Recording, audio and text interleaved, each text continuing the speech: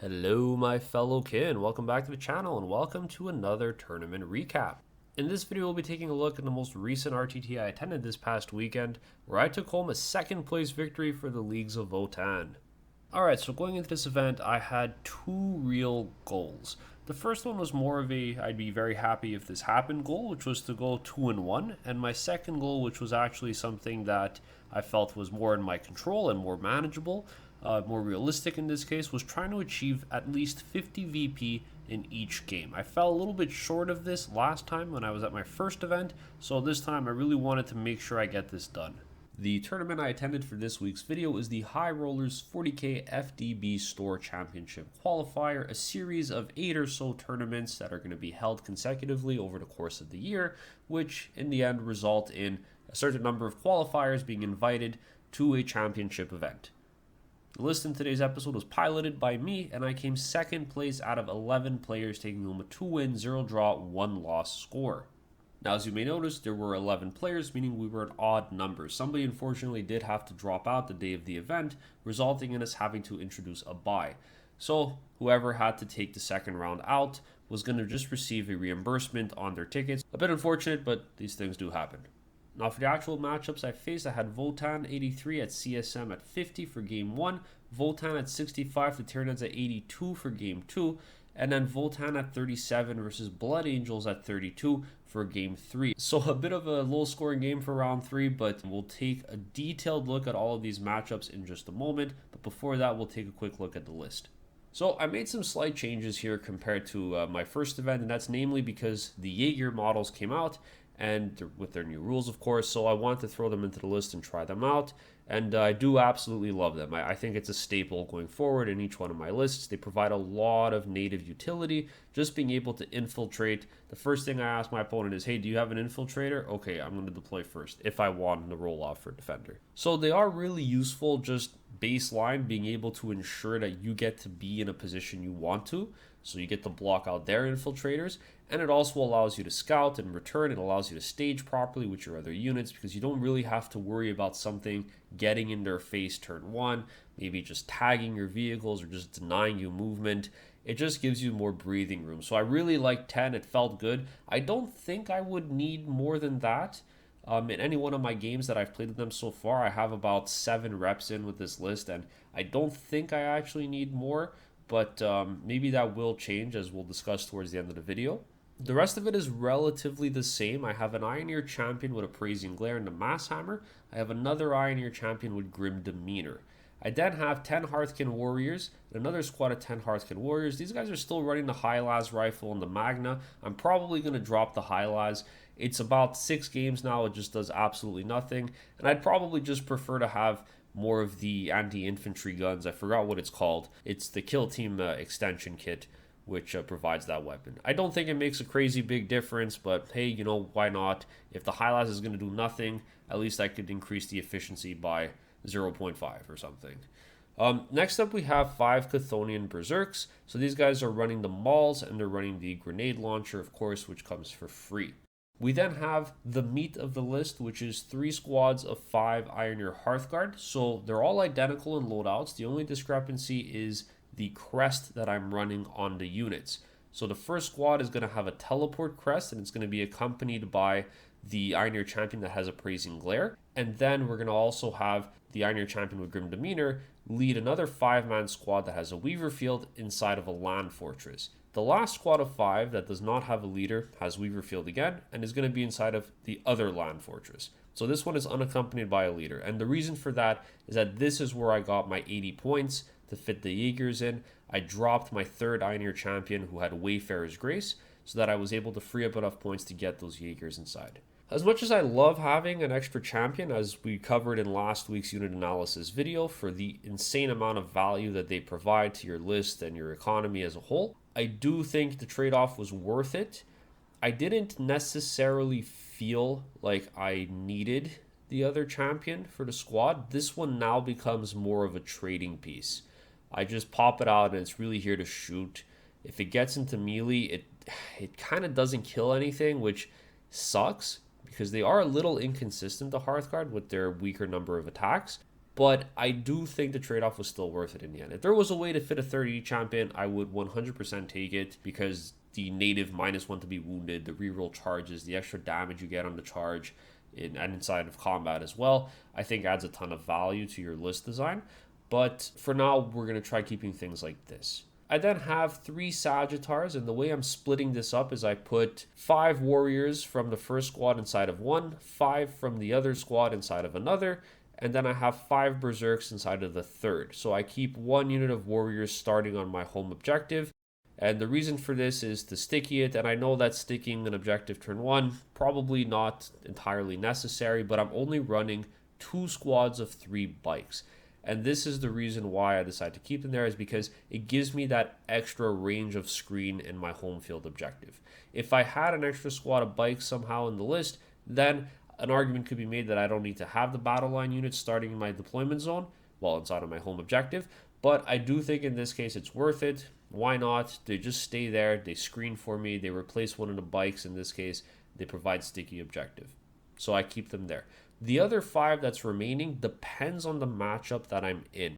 So when I was still playing in Leviathan, I would typically have that remaining 5-man squad of battle line start in reserves. And this was my unit that would pop in a corner and get me investigate signals, or help me get engaged on all fronts or behind enemy lines, because it's such a tiny pocket of bases to screen out that usually your opponent kind of forgets about it, or they just don't have enough resources by later in the game to stop you from getting in with 5 bases. Again, this is also because I only run 2 squads of 3 bikes. In Pariah, I've begun starting them on the board instead, and there's a very good reason for that. So the first one is that secondaries, as many of you know probably by now from playing your own games, has kind of decreased in value. It's a lot harder to score secondaries, and when you do score them, most of them pay a lot less in terms of victory points.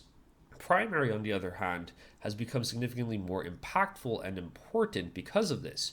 So by starting them on the board, it gives me a little bit more access to jamming OC on an objective. In one of my practice games against Eldari, there was an avatar of Kane on one side of a WTC wall, and behind it on the other, I was throwing Hearthkin warriors out of a Sagittar 5 at a time to stack onto the objective. He would kill them in combat, but it would deny him points on his turn, and then I would just throw another 5 onto it. So one unit would get out, move the 8 inches with the disembark and the move, get onto the objective. Start of his turn, he doesn't score, he kills them, they die.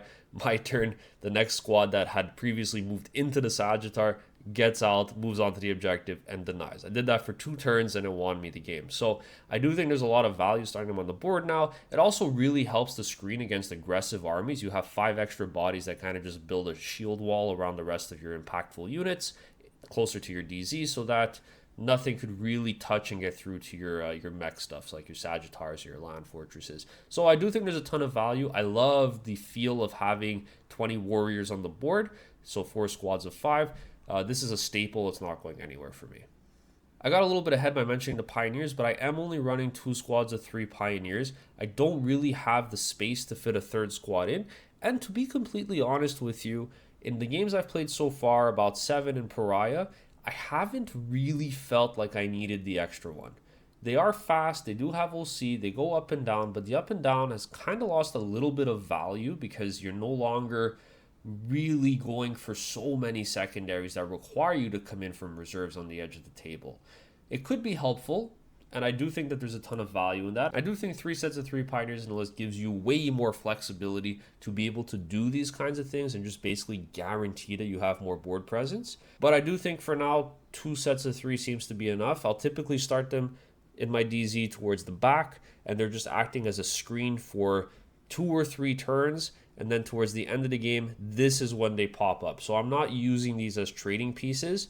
The only game I had to use them as a trading piece was against World Eaters, and I had to just use them as a screen because the Jaegers didn't exist yet, and I needed to have some extra bodies to protect the land fortresses and the Sagittars, so I just threw a squad as a shield. And they died, but they did their job. So keeping these behind, playing more conservatively with them, I do think 2x3 works, for my list anyway.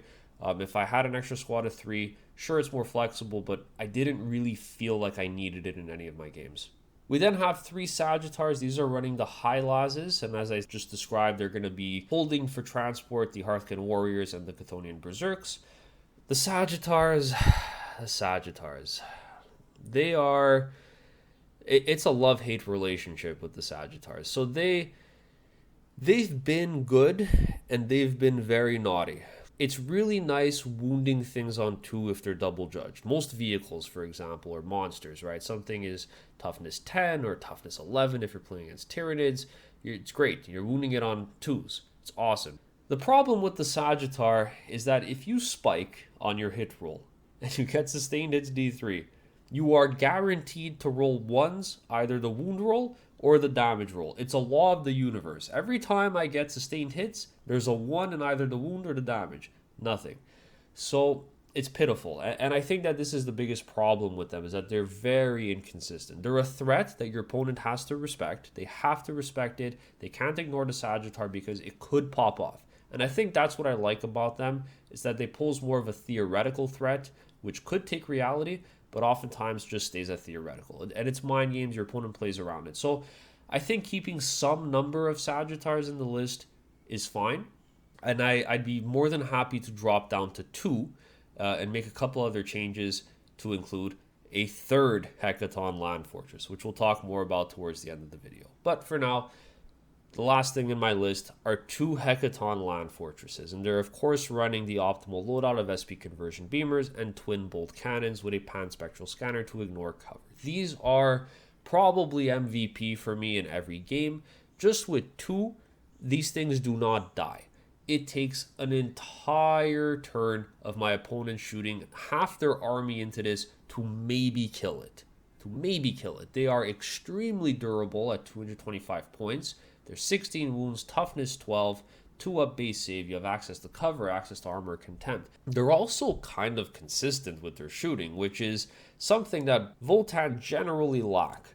And I think that that's the biggest selling point here, is that you have this mobile gun platform that is tough to shift and it's reliable, which is something Votann really benefits from. So absolute stellar unit. I love them. They deliver your Hearthguard. They're great. I would take 3 if I had a 3rd. Alright, so game 1 was into CSM, and my opponent was running the Soul Forged War Pack. We were playing Burden of Trust, Hidden Supplies, Hammer and Anvil, so Pariah Nexus, Mission F, and we were on map 7, medium of WTC, Hammer and Anvil. So my opponent was running for CSM the Soul Forged War Pack Detachment, which is vehicle castle heavy, so a lot of vehicles that castle up around Vashtar for buffs and benefits, which really increase the output by increasing their strength, making them +1 to wound, and just things like that. He was also running a pretty tech-heavy list, so he synergized this quite well to offset the heavy reliance on castling up. He had some cool pieces like Cypher put in, some Warp Smiths to keep the vehicles alive, and then he was running the Changeling and the Blue Horrors, which just gave him a little bit more of that board control with infiltration. So I think there were a couple really interesting things in this game that helped contribute to my victory here. The first one was that this was hidden supplies, which meant that the center objective was actually not in the center, but rather down here and down here. This meant 2 things. It meant I didn't have to expose myself as much down the center, and it also meant I didn't have to really fight any of his vehicles unless they wanted to push forward. The reason being is that his vehicles simply outrange me. So he does have an advantage in this trading war because I'll need to come out a lot further to get shots on versus him, who can afford to stay a little bit more back. Forge Fiends typically wouldn't do that much damage to a land fort, but when they're +1 strength, +1 to wound, hazardous for their devs, the damage does stack up quickly. So I was trying to avoid lines of fire as much as possible, and that was my plan. I was simply going to castle up on my side, and I was going to play for these 4 objectives that were here. I was going to try to ignore this one on his side, and I was never going to come for this. So what that looked like in the end was him deploying Vashtor on this side with the Vindicator. Then he had a Forge Fiend that was somewhere here, he had a Mauler Fiend here, and he had another Forge Fiend here. On my end, I took advantage of him deploying further back. I understand he was trying to get angles down this way onto the objective, and also being able to pop out and get angles onto my objective, which had moved over here. So what I wanted to do instead was play for this objective on the side, and then play for this one at the bottom, by forcing him to get out of position. So I brought 1 land fort over here to deploy, So I would be able to go out this way and reinforce this flank, or come this way and simply just support my objective if I had to, while still being safe from lines of fire by poking out. And I also brought one land fort over here for deployment. So same thing, I could shoot pretty nicely on this objective without having to worry about the return fire, while also being able to just push out here if I wanted to, and then contest anything on this side. I then put one Sagittar with my Berserks inside over here as well, which meant they had a very easy 8-inch move disembarking and then charging after that. So they could threaten everything over here on this front, which is what they ended up doing when he brought his Mauler Fiend down. Something that I think was really impactful and helped me win the game was putting my Sagittar and moving it up to this position here. My goal on this side was to basically stop him from getting angles with his Vindicator on this objective, because all he had to do was bring his Vindicator up, which he moved one turn over here, and then a second turn would allow him to come here, and then he would essentially establish full control over this objective, because I don't really have the tools in my infantry to deal with this. It would be really hard to shift, especially with Vashtor, who would be coming out to reinforce as well and provide assistance. So what I did immediately was, once his Vindicator was over here, I popped my warriors out and they went for a charge to try to pin it. On the move, I got overwatched, and Vindicators, which hit like trucks, melted the whole squad. This was a bit unfortunate. So I changed my plan a little bit. I decided to instead move my Sagittar up here after the warriors died to get a charge, and I instead moved another set of 5 warriors behind this ruin just to block line of sight and to score me this objective still. So I charged with the Sagittar, I tied up the Vindicator for a turn over here, and this allowed me to score primary. By the time he had shuffled more things down this way, it had already been a turn or two, so I already got some points on primary. He killed the Sagittar on his turn with the Vindicator and with Vashtor, and then I immediately sent this set of warriors in to do the same thing again. And at this point, he overwatched, but one survived, got the charge, and pinned him over here as well, because he wasn't able to fall back, shoot, and charge through my units. This allowed me to do two things. It allowed me to establish control over this objective by move blocking and stalling, and it also denied him primary on this front. So he was not getting primary here, he was not getting it here, and he was not getting it here, because here we were pretty evenly trading, which meant he only had 2 objectives that he was able to get primary on.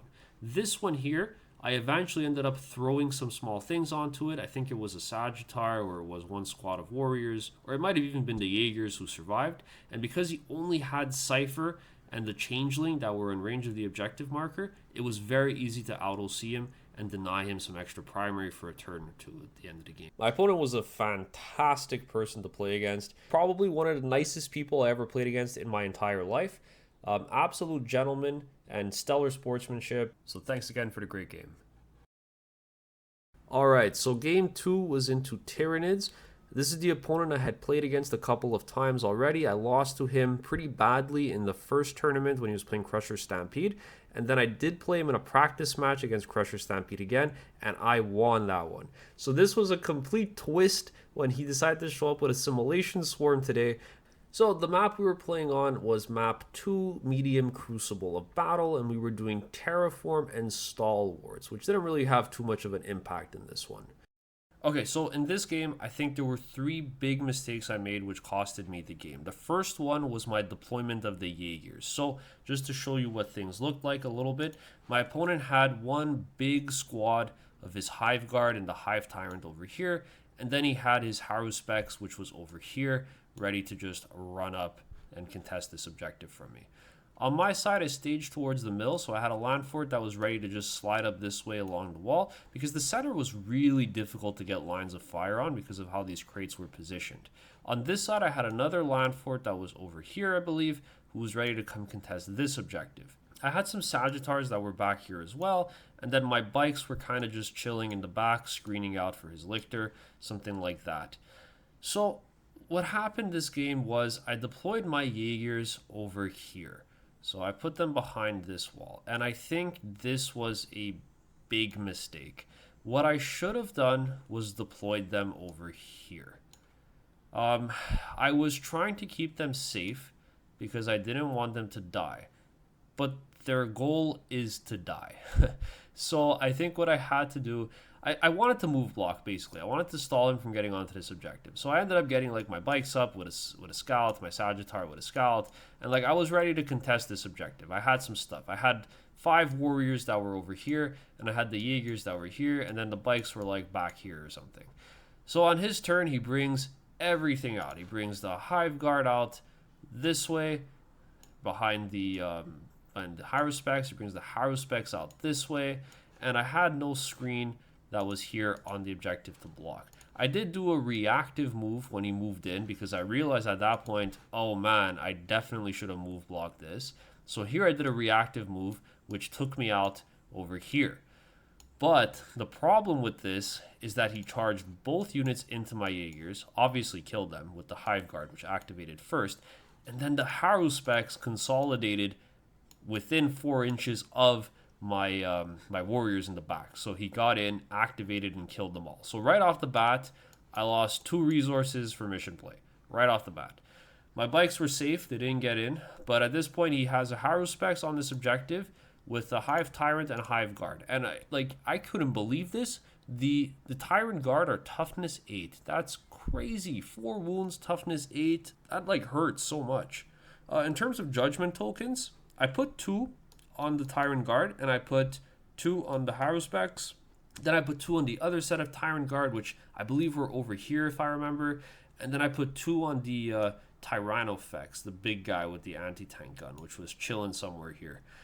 So he did all this, and at the same time he brought his Tyrannofex out like this way or something. So I had a major threat overload on this side of the board that I had to deal with. So I think this is where the second mistake I made comes in. First one being, I didn't start my Jaegers here with Infiltrate to block and make sure he doesn't get on the objective with a 4-inch consolidation. That was my first mistake. Stall 1 turn of primary is what I needed to do, while I could properly stage and set everything up to respond to this large threat. On my turn, I had one goal. I had to just kill everything that was on this side of the table on this objective to take it back. So everything came out to play. The land fort, which was at this point now behind this wall, because after my turn it was there. My Hearthguard got out, and they moved up this way to interact with this side of the board. My bikes came out here to just provide some support and shoot. I had 2 Sagittars that came out to shoot as well. And then I had this land fort over here, which couldn't reach anything, but was playing for this objective because there was some stuff doing terraform that I had to try to contest. So I was split on this side. I do think this is where I made my second mistake. So I popped my Berserks out as well, and I wanted them to charge in to help clean up. I needed to reserve my Berserks for when he would inevitably get this unit of Hive Tyrant and Guard onto the middle of the table, because I was not in a position at this point with all of my army on this side to be able to get angles down the center. And my opponent is an absolute genius for doing this, right? Like, he's a World Eaters player. He knows how to avoid firing lanes and how to pull forces away from them. And he did exactly that in this case. He made sure I had all of my biggest, hardest hitting units on this side of the table where it's virtually impossible to get line of sight down onto this objective. So all he had to do was push up here on this side, and he's basically safe from everything, which is exactly what he did. I unfortunately was not in a position to do anything at this point because I had all my resources pushed into this backfield objective. I did manage to kill basically everything except for the Hive Tyrant guard, like the captain, the leader, who was here on like a couple of wounds left. And then I eventually killed the Tyrannofex. And by that point, I was really behind on board presence and board state because I didn't have too many resources to play with. I rapid ingressed my Terminators over here because I needed to help deal with some Pyrovores, which were doing terraform, and I think this was another mistake. I think these guys should have just deep struck regularly. They should have came down somewhere here to help shoot. Maybe like on this side of the wall, they could have rapid ingressed. And then this would have allowed me to have a little bit more tempo to come out here and help shoot down the center instead of being so isolated on this side, which was also blocked by this cargo trait. So it's a little bit messy, but all in all, by this point, I committed too many resources on this side, which meant I didn't have enough pressure to come out here into the firing lane down the center. And he ended up taking control of this, and the ability to Vect with the aura of 12 inches, extra CP for all stratagems, is absolutely nasty if you get it in the center of the table behind cover. Because what that meant was that all he had to do was tag my land fortresses here, attack my other land fortress, which was over here. And now I couldn't use my ability to fall back, shoot, and charge unless I had 2 CP in the bank. So I was basically stuck in combat with these things, shooting at monsters that weren't judged, which meant they were hitting on 5s. All in all, my opponent played this exceptionally well. He diverted all my forces this way. I think I committed the wrong things into killing them. I should have left this flank and just either pushed up with this land fort to make sure everything here died, and then I'd have 2 land forts staged in the center, and this Terminator squad inside next turn would then come out and contest the middle. I think that's what I had to do in adjunct to the Berserks that would also come out towards the center instead of having to be committed top, because now this land fort was able to shoot there as well. So all in all, definitely learned a lot about positioning on this one and how to make sure I don't commit forces to places that require extra turns to get visibility on other stuff. So definitely well played to my opponent here, who did a fantastic job of drawing me away from his firing lanes. Alright, so game 3 was Votann at 37 into Blood Angels at 32. The map we were playing was Linchpin, Raise Banners, Search and Destroy. Map 5, Medium Terrain for WTC. And I put the opponent's list here up on the screen. It was a bit of an unconventional Blood Angels list. A lot of shooting aspects inside, but it still maintained the really fast and really hard-hitting infantry being the jump pack intercessor. So we had 2 big bricks of 10 in this case, which I did judge at the beginning of the game. We had an Impulsor, which was transporting a squad of Devastators, so I did put tokens on the Impulsor as well, because we're no longer able to put things inside of transports. Otherwise, I would have put them on the Hellblasters, which were sitting inside of the drop pod. I then put my last 2 tokens on the Ballistus Dreadnought. So, unfortunately, this game was quite cursed. A couple silly things happened, but the biggest issue for us was running out of time. And it wasn't really something that was in our control, unfortunately, for this tournament.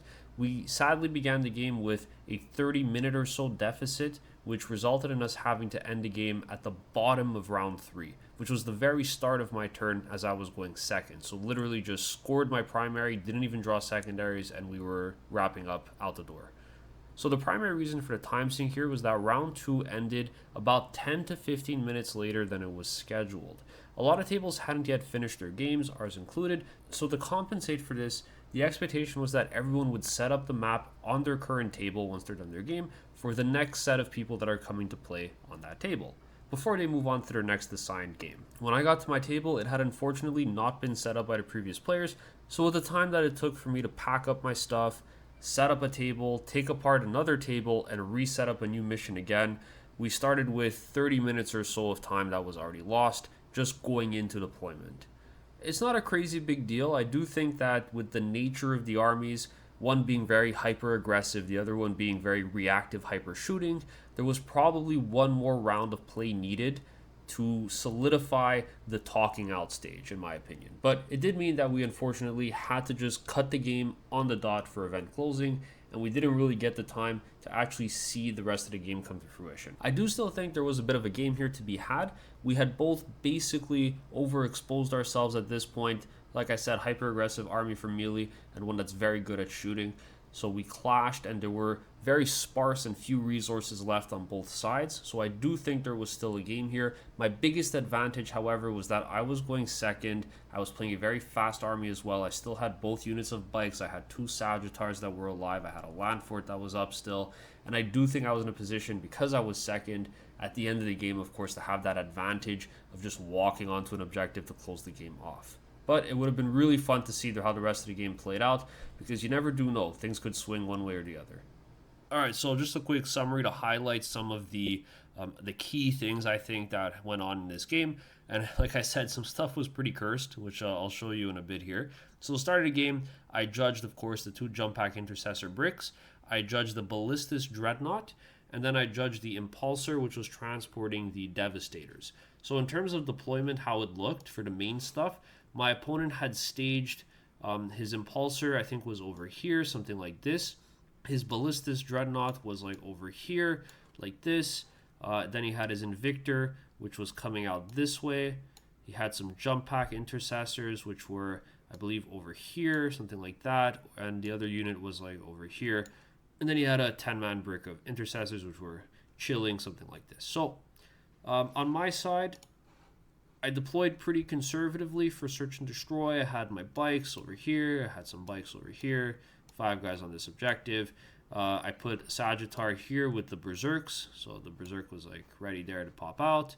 I had a land fort over here. I actually really like this spot for land forts when I play on search and destroy map 5.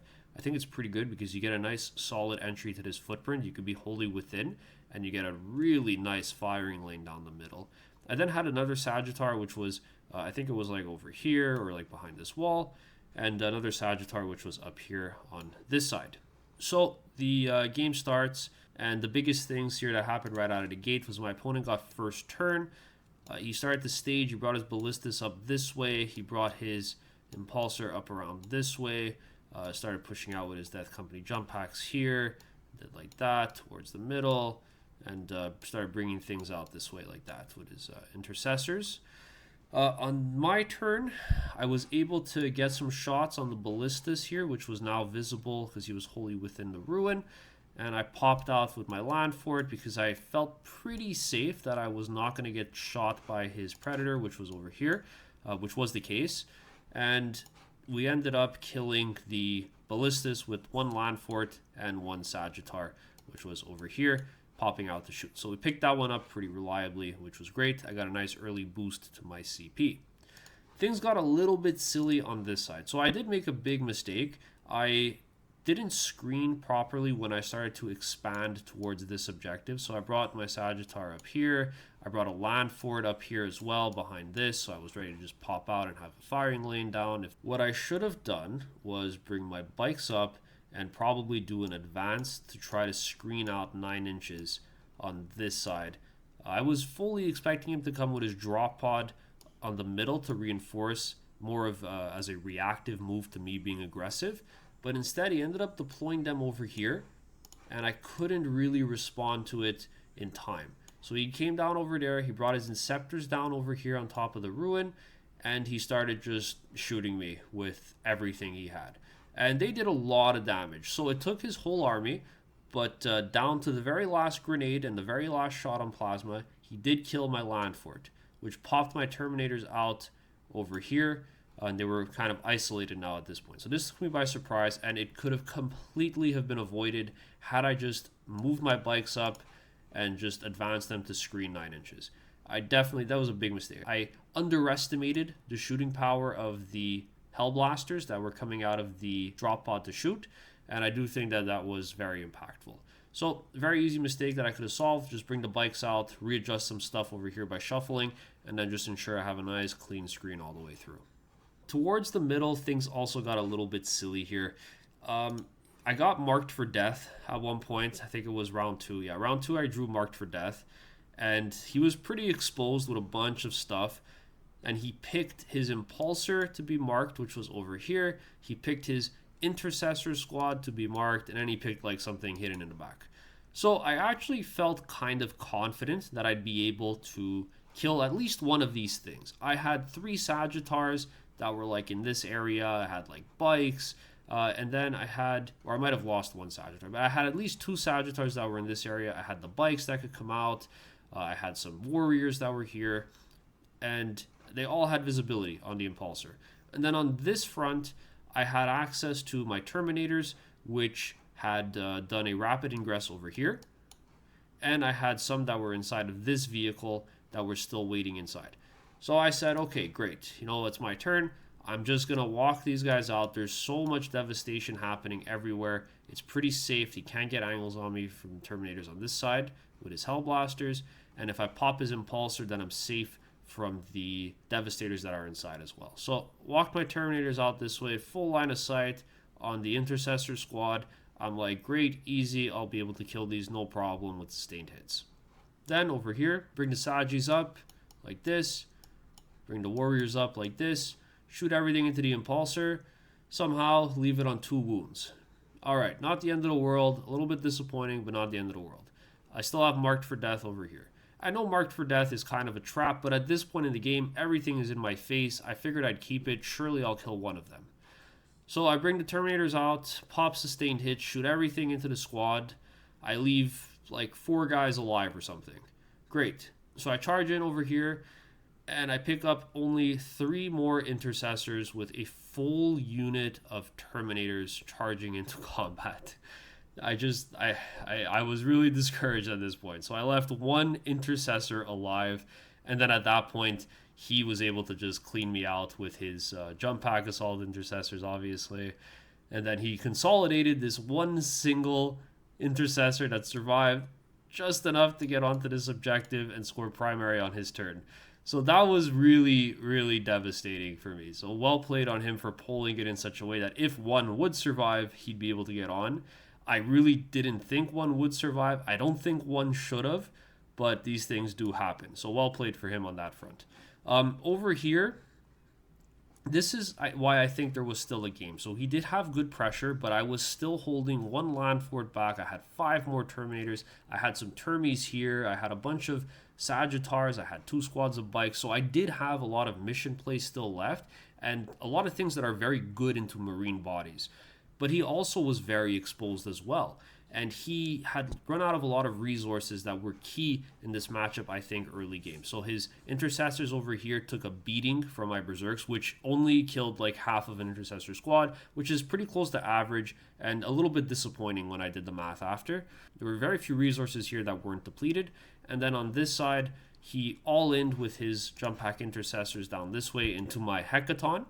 But I still had the Terminators inside. So when it was going to be my turn, my plan was to simply fall back, shoot, and charge, just move outside of an inch, disembark my Terminators, clean up all of these jump pack intercessors with reroll wounds. It should happen reliably. And then he kind of doesn't really have a great response for me to come out on this objective or come out here. He did have, I think, a tactical Invictus Warsuit, which was like pushing up on this side. I do think I would have been able to kill it again with the Terminators charging into it. And then I could have pushed my land fort up towards the middle. Probably would have been able to contest this for a turn before the Predator came out as well to fight. So I do think there was definitely a game for both sides because it could have went either way. But I did have an advantage at this point because I was going second and I was in the lead. That's pretty massive. That means that at the end of the game, I would score everything at the end of the game. So as long as I was able to deny him primary for 1 more turn, and then on my turn, I bring all my fast stuff out, like my bikes, my Sagittars, which were all still very much alive. They could have all just walked onto an objective, and it would have been a massive primary swing for me. I didn't even get to draw the secondaries for turn 3, so the score of 37 just reflects the primary that I would have scored that turn. So I do think there was still a game here for both players, but I felt like I was in a pretty good position with the resources that I reserved and kept back to be able to come out going second, take advantage of that point lead, and just close the game on primary at the end of the game. All in all, though, it was a pretty fun match. I spoke to my opponent, and we're going to play a rematch of this for fun next week, so we'll see how it goes. Okay, so in terms of goals, what did I achieve? I did end up getting my happy goal, which was to go 2-1. Yes, awesome, felt pretty good, and I came second place on top of that, which was amazing. Really good feeling. For my second goal, which was my realistic one that I wanted to try to get 50 VP each game, I put it in yellow. I do think I technically would have achieved it if Game 3 had that extra 30-minute window that we missed out on, just for me to be able to close my turn off and end the game and talk things out. I'm pretty confident I would have got 50 points at the end of that as well. So I did put it in yellow here, but I do feel overall it was achieved. Okay, in terms of the list, what would I change? So the first thing that is always in the back of my mind is drop the Berserks, drop a Sagittar, drop Grim Demeanor, and throw in a third land fort. I do think this is going to happen. I just don't have access to a land fort right now. But the Berserks just, the Berserks, they just continuously let me down. They sound so good on paper, and they are pretty crazy if you do pop off with them. But most of the time, unless you're absolutely going into something that you're going to be wounding on 2s, and like in the game that I just played against Blood Angels, where I threw them into a squad of jump pack intercessors, I was wounding on 2s because they were double judged. And I did even pop the increased AP, bringing them to AP4 to counteract armor contempt, which meant my opponent was saving on 6s. And even with that, they only picked up half the squad. So I can't help but feel like they're disappointing every time I run them. They do have their cases. They're pretty strong into World Eater matchups. I do think that they're okay into Marines. They could punch a little bit higher if you throw them into something slightly tougher as well, if you're wounding on 3s or you're wounding on 4s, but you still drop half the wound rolls if you're wounding on 4s, and then your opponent still will probably make some amount of saves there as well. So if I have to cut something, these guys are out. One Sagittar is out because it's way too inconsistent.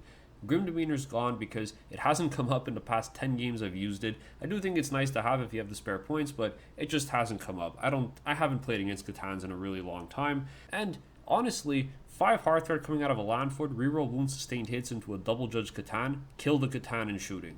So I feel pretty good about dropping this enhancement as well, which gives me enough points for the 3rd Landfort. A 3rd Landfort I think would be massive. I'm a big fan of these two.